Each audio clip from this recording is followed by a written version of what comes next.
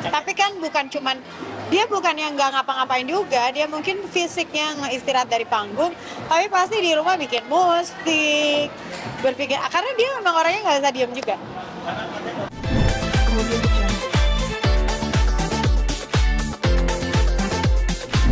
Kebetulan hari ini diundang sama Rizman Ruzaini dan pakai bajunya Rizman Ruzaini juga hari ini.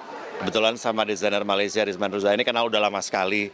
Waktu pas syuting film di Malaysia, terus beberapa kali show untuk antara kerjasama Indonesia dan Malaysia juga kerjasama sama Rizman Ruzaini. Jadi hari ini mereka show datang ke Jakarta Fashion Week, saya datang menggunakan baju mereka.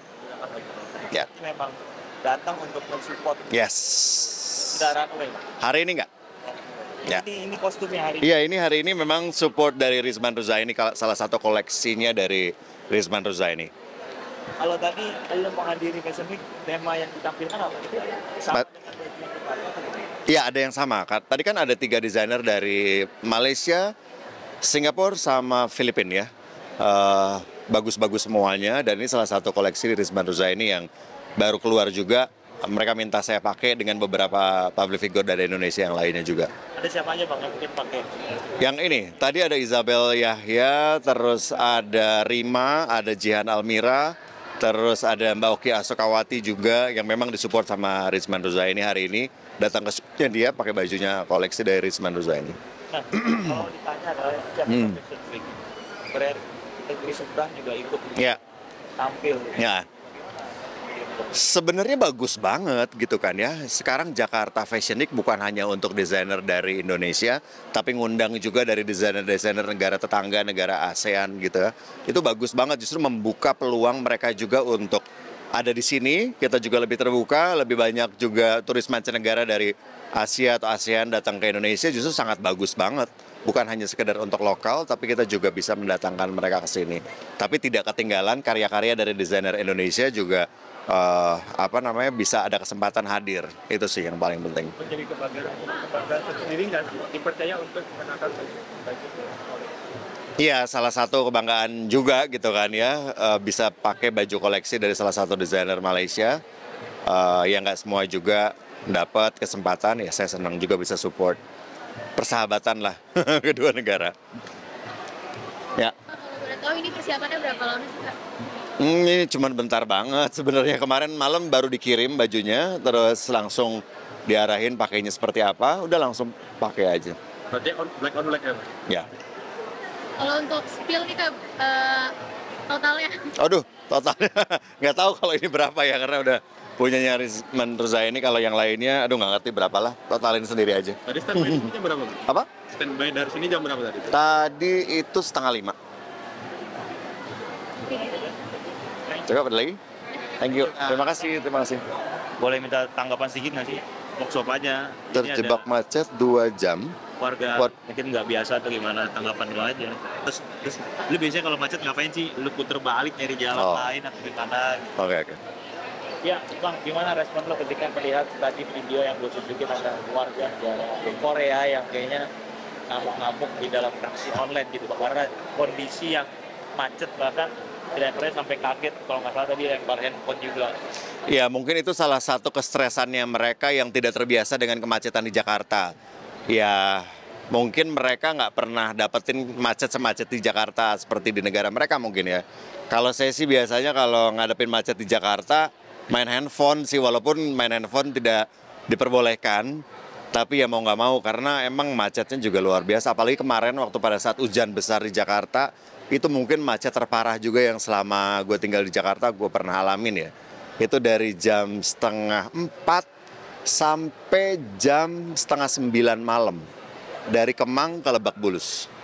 Nah itu kok stuck gitu aja atau mungkin ada... Karena banjir di Kemang, jadi putar balik, dan itu udah macetnya luar biasa banget. Kita pakai Waze, sempat disasarin juga, masuk ke jalan buntu. Wah, itu stres banget sih di jalan memang, dan menyetir sendiri sangat melelahkan sih. Tapi biasanya lo kalau macet-macet yang biasa gitu lo suka kayak putar balik lalu cari apa? Ya pasti cari alternatif. Sekarang udah punya aplikasi yang cukup membantu, cuman terkadang aplikasi juga nggak selamanya tepat ya. gitu. Bang, terakhir mungkin ada masukan nggak sih buat teman-teman driver kita nih yang menghadapi kayak tadi misalkan Ah. penumpang yang luar negeri dia mereka nggak biasa menerima komuter Jakarta, mungkin apa sarannya? Untuk siapa? Pengemudi, oh driver. Pasti nanti dapat.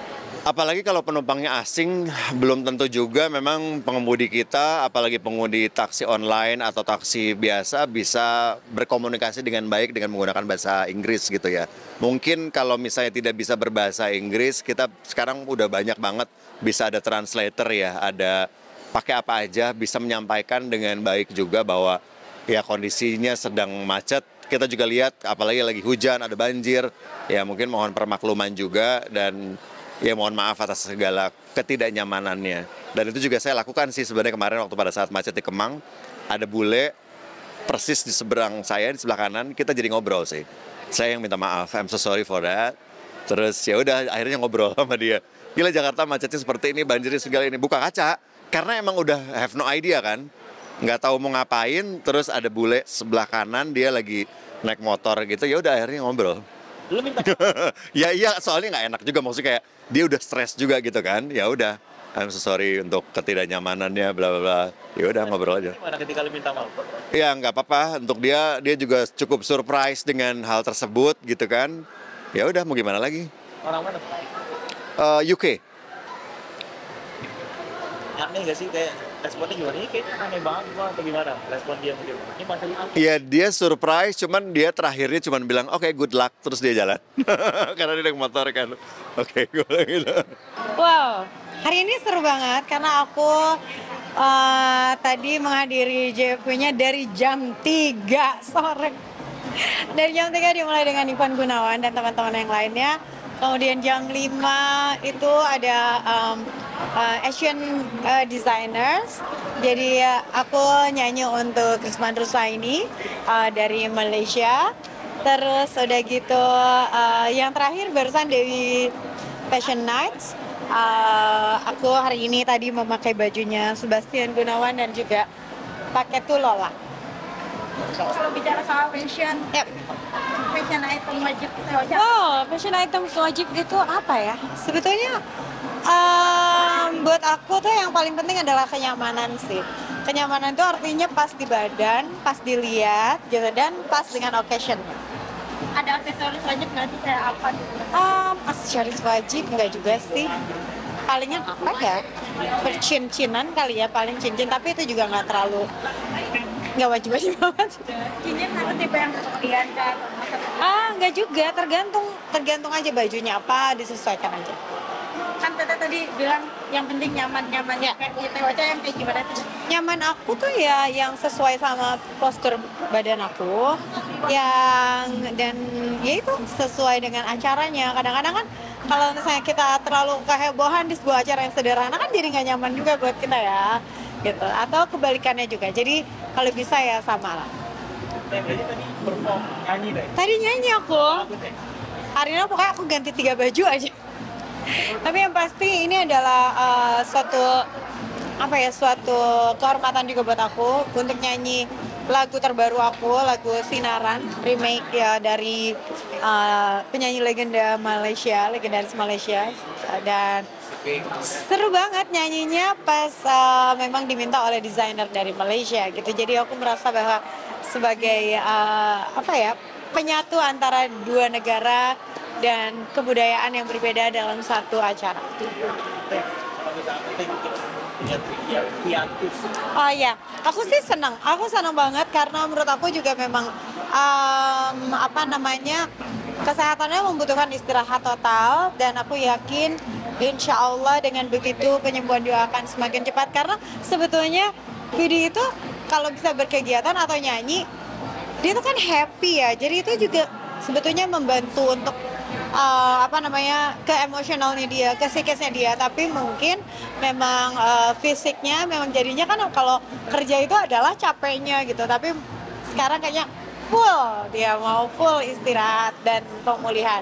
Kita semua sama-sama doain aja sahabat aku tercinta ini cepat diberikan kesembuhan dari Allah SWT. Pilihan hiatus ini cerita nggak sih ke teman-teman?